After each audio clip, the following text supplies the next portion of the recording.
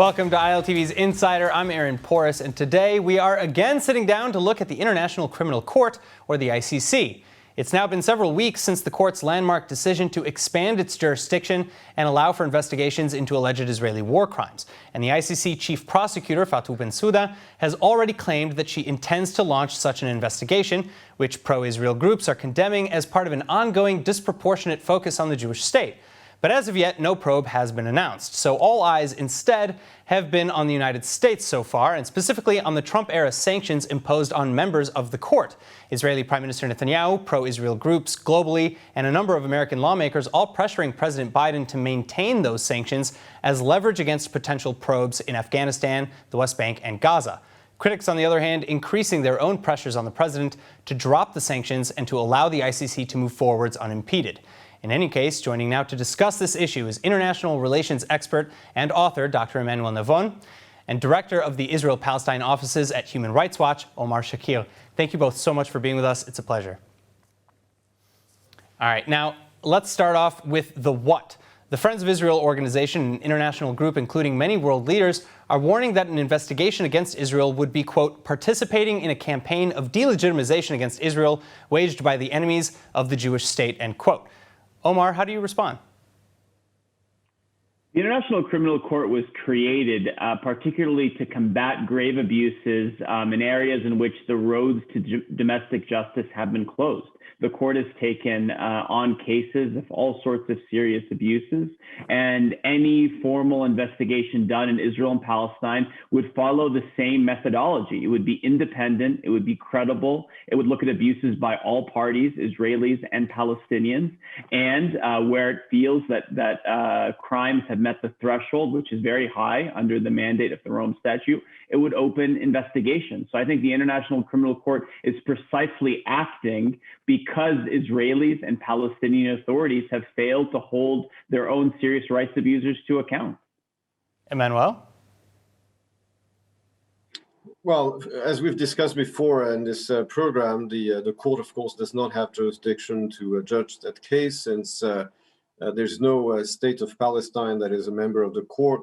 Israel is not a signatory of the ICC, and therefore the ICC does not have jurisdiction. This is for the formal and legal aspect. When it comes to the very content of this decision, we know that the ICC can only be a relevant actor when sides to a conflict do not conduct their own legal procedures in case of accusations of war crimes, which again is not the case either, since in the case of the conflict between Israel and Hamas and the Gaza Strip, of course, Hamas and the Gaza Strip is not a state, and Israel is a democracy that upholds the rule of law, and the IDF does, in fact, inquire into accusations and concerns about potential crimes or violations of international law during conflicts. So the court simply does not have the authority. It did not let even Israel look into those accusations itself when, in fact, the IDF would have done it and did in many cases. We know that the International Court of Justice is neither international nor is it a court. When you look at the membership of the court, it does not include the United States, Russia, China, India, most of the countries of the Middle East. And in fact, the outgoing prosecutor closed cases for many and most African leaders. There's a lot of politics at the ICC. And in that case, of course, it is being used by the Palestinian Authority in order to try and embarrass and isolate and harass Israel internationally. And I think that, unfortunately, the court is not filling the purpose for which it was created. Well, so again, just to kind of follow up on what you're saying, Dr. Navon, the letter from the Friends of Israel organization, it goes on to read that, as you know, the ICC is mandated to investigate and try the gravest crimes of concern to the international community as a court of last resort when national jurisdictions are unable or unwilling to do so. Omar, you mentioned this a little bit, but the letter goes on to say that this does not apply to Israel, which has a long established and internationally respected legal system with a track record of investigating such crimes and prosecuting individuals when appropriate. So, Omar, I want to come back to you. Why is the ICC probe necessary beyond what Israel and regional actors have already investigated? Well, the first point is the court has yet to make that determination about whether or not there's been sufficient domestic investigations. The only ruling we have on the books now is the court saying it has territorial jurisdiction, which is just one element of that determination. But to your larger question, when we look generally at the situation in Israel-Palestine, we see serial impunity across the board, right? Let's take the issue of settlements. Settlements are a clear violation of the Fourth Geneva Convention. It's also reinforced in the Rome Statute to the ICC. It's a very clear prohibition on an occupier transferring its civilian population to territory. But Israel isn't forcefully transferring any population. They're not forcibly transferring a population for the purposes of taking over a territory. Forcefully transferring isn't the requirement. The requirement is transfer. And the reality is the Israeli government has facilitated and set up the existence of hundreds of thousands of Israeli settlers in the West Bank. This is black and white international law. It's agreed on by everyone in the world outside of the Israeli government and its supporters. So this is not really a question of whether or not these are illegal. It's the position of every government in the world except for the U.S. under Trump. And there have been no investigations into this. When we look at the situation in Gaza, there certainly has been some complaints filed and some work done by the Israeli army, but you've had no serious convictions of Israeli authorities for a series of events that included deliberate targeting of civilian structures, disproportionate strikes, well over 1,500 civilians killed according to the United Nations. And on the Palestinian side, there was the indiscriminate firing of rockets into Israeli population centers. That's a war crime. There have been no serious investigations undertaken by Hamas and Palestinian armed groups.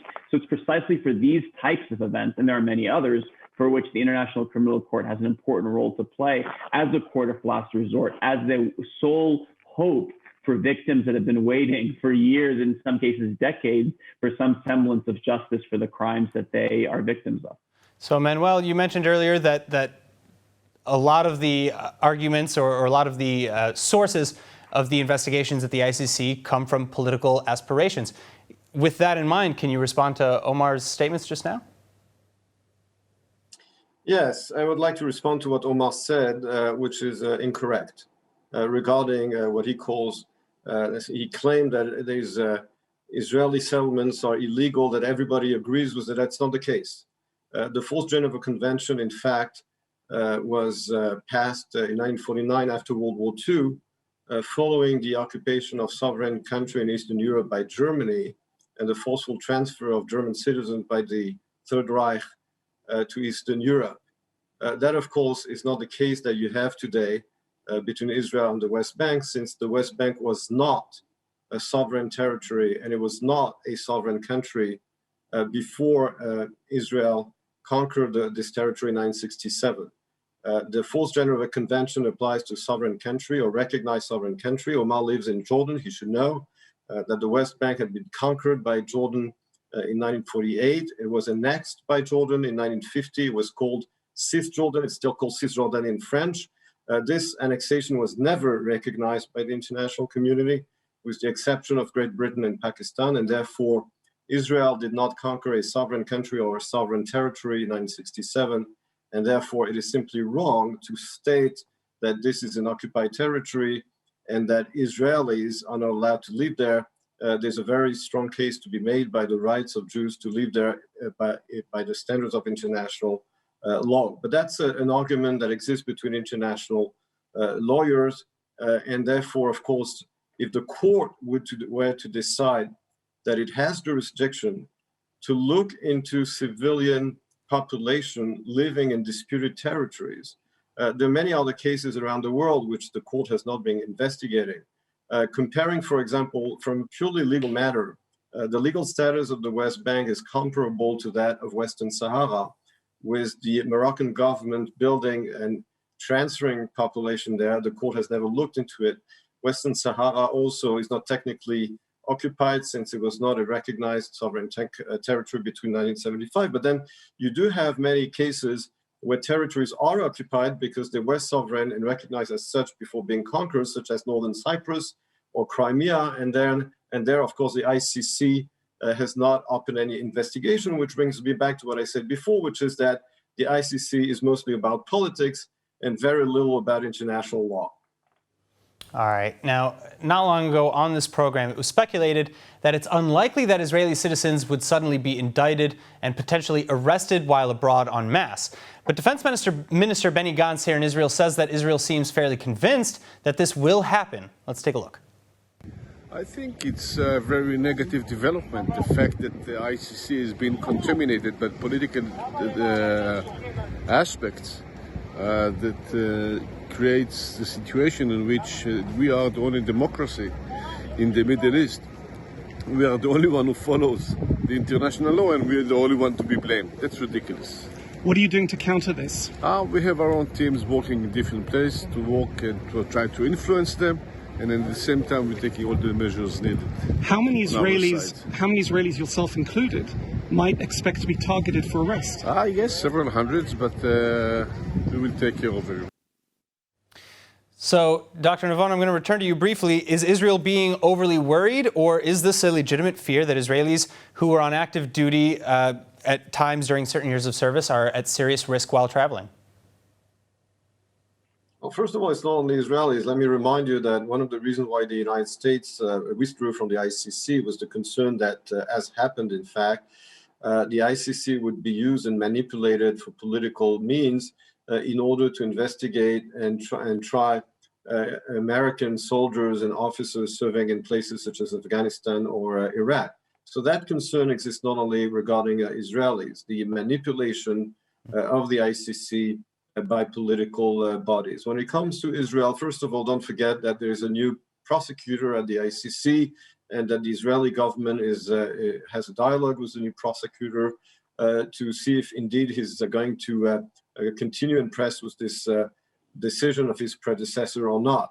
So that's one thing. Is that something that we would be given some sort of forewarning about, or is it suddenly, in order to actively arrest people, would they wait until those people who they take out indictments for actually travel and surprise them with an arrest? Look, theoretically, this could happen. But again, don't forget that the sanctions of the U.S. administration are still in place against senior members of the ICC. My guess is that the new prosecutor would wait, and the ICC wouldn't take any move before the new prosecutor decides what his policy and what his stance is going to be, as opposed to his predecessor. All right, Omar, I want to get your take on this. Look, I mean, I think there's an important contradiction here you're seeing in the argument of supporters of Israel. On one hand, they're saying the court is politicized. On the other hand, they're talking about using politics and pressure as a way to stop the court from independently investigating abuses that take place, on their watch. I think it's really important to, Dr. Navon has his opinions. There's certainly other supporters of the Israeli government that do, but that's not the consensus of the international community. These territories are not disputed. They're occupied. That's the opinion of the Red Cross, of the United Nations, of every government in the world. So I think, look, it's not about a disagreement on status. It's about, a recognized occupied territory. And I think you're right there are other occupied territories. Western Sahara is one of them. But when you look at the situation in the occupied West Bank, you have a situation where you have dual legal systems in the same place, in which you have Israeli civilians governed under Israeli law who can move freely back and forth, that have access to permits and resources that are denied to Palestinians living in that same territory. That's not the dynamic in Western Sahara, where Sahrawis and Moroccans live under exactly the same law and don't face the sort of deep-seated structural discrimination and repression on an everyday basis that you face in the occupied West Bank. But this isn't about comparison. The court ideally would have jurisdiction everywhere in the world, but it doesn't. The reality is it has jurisdiction in territories where states have accepted the jurisdiction of the Rome Statute. The state of Palestine, which is a recognized entity, the court heard arguments from all sides. They found that there is jurisdiction over the occupied West Bank and the Gaza Strip. And we should be encouraging Israeli and Palestinian, both perpetrators of serious abuses, to be held to account. And that should be the standard, not whether or not it's politically expedient or not to do so. Justice, it may be inconvenient. It may be something that, certain people don't like to have happen, but I think it has to be impartial for it to be effective. All right, now, Dr. Navon, just a minute ago, he mentioned the sanctions, of course, that were imposed on the court and members of the court by the Trump administration. And there's been pressure on both sides, pro-Israel groups, Israelis, and critics of these sanctions, both kind of piling on to the Biden administration and pushing them either way to lift the sanctions. But so far, the Biden administration, which has previously promised to lift those Trump-era sanctions, has been silent on the issue. I want to ask maybe why you think that is. Omar, I'll start with you. Look, I think it's quite clear that the sanctions are ridiculous. Sanctions are made for serial human rights abusers, not those investigating serious rights abuse. We've called clearly on the Biden administration to rescind those sanctions. They've said they're studying the issue. There really is not much, to study here. The reality is here, this was a politicized attempt from the United States to shield itself and its allies from the same scrutiny that countries across the world face. I think it's incumbent on the Biden administration to immediately rescind those sanctions. And it's important for states, even where they disagree with the court's exercise of jurisdiction here, to support the independence of the court. It's interesting the Biden administration has already welcomed decisions of the ICC when it agrees with its ruling and failed to do so when it disagrees. That's not integrity. That's not impartial justice. That's simply using the law as a tool to, bludgeon those you disagree with and shield those who are your allies. And that's not the basis for a strong, impartial, independent court. So I hope the Biden administration will rescind those sanctions and that the International Criminal Court will be allowed to continue investigating in an impartial, credible way. Well, so, Dr. Navon, I want to turn to you now, because these sanctions include visa restrictions against prosecutors, some prosecutors and their families, and vows to open counter-investigations into corruption within the ICC. So I guess with that in mind, again, how do you respond to Omar and the Biden administration's silence on lifting these sanctions as promised? Well, again, the way Omar is describing both the court and legal issues is not accurate, to say the least. First of all, to come back to the status of the West Bank, it's not a matter of opinion. It's not a matter of opinion, it's a matter of fact that the West Bank was not, as I said before, a sovereign country or part of a sovereign country before 1967. This is a fact. And there are many different legal opinions regarding the actual status of the West Bank. And using the decisions of the General Assembly as an excuse to talk about international consensus is completely disingenuous, since there is a political majority at the General Assembly as well, with a majority of Arab and Muslim countries, and that, of course, is not a source of international consensus. When it comes to the court, Omar keeps saying, justice, independent judicial system, but that is not what the court is about. And Omar said before that he sees a contradiction in the fact that Israel accuses the court of being political and then using political means to fight it. There's no contradiction at all. It's precisely because the court is all about politics that it has to be dealt with political means. The court is not about justice. It's not about an independent judicial system. It's all about politics. Why do you think that the outgoing prosecutor closed all the cases about African leaders, whether it was in the Ivory Coast or in Kenya or elsewhere? That's why she got her job, to shield African dictators. It is all about politics. And therefore, it's also why the United States, why do you think the United States is not a member of the court? Because the US government saw from day one, when the court was established back in 2002, that it would be used for political purposes in order to fight the United States and its its military actions in places around the world, especially in Afghanistan, which is exactly what happened. And therefore, the Biden administration, by the way, has not announced that it will join the court or something. It's still very much aware of the politicization of the court and the disingenuous attempt to describe it as an independent tribunal, as an independent court. And that's why the Biden administration is not going to join the court, and that's why the Biden administration is looking into those sanctions, precisely because the outgoing prosecutor acted out of political motivations and not for justice, and therefore it is disingenuous to describe this as a struggle between justice and lack thereof. Omar?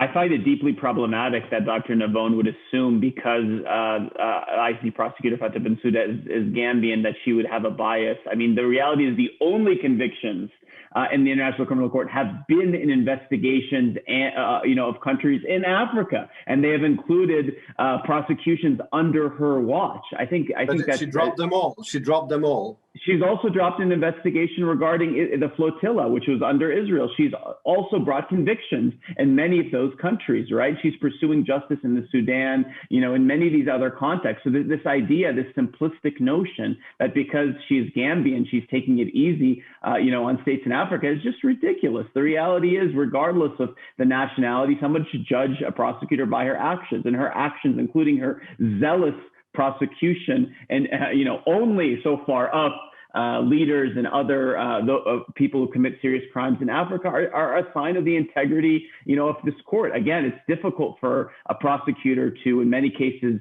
try and do work in a context in which there's hostility to investigations. But I think the record of the court shows that there's been a serious effort, and there have been important convictions that have taken place.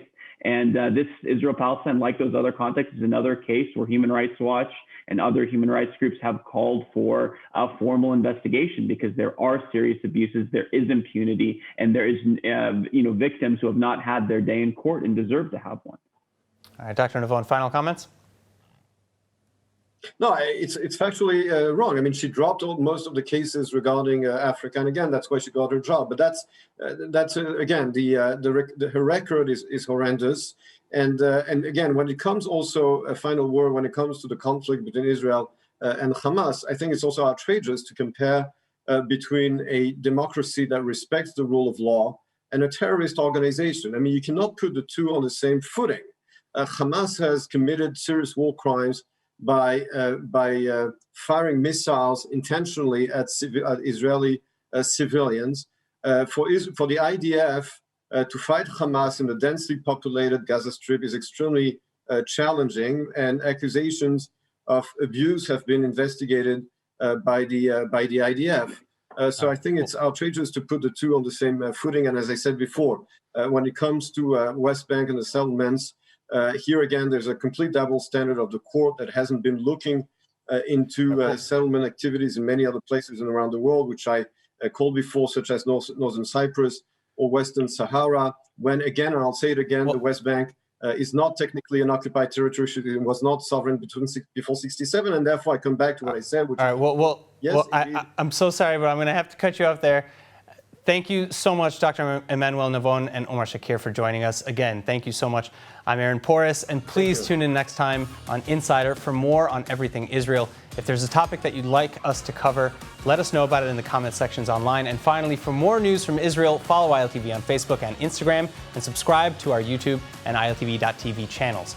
Thank you so much. Be well, and we'll see you soon.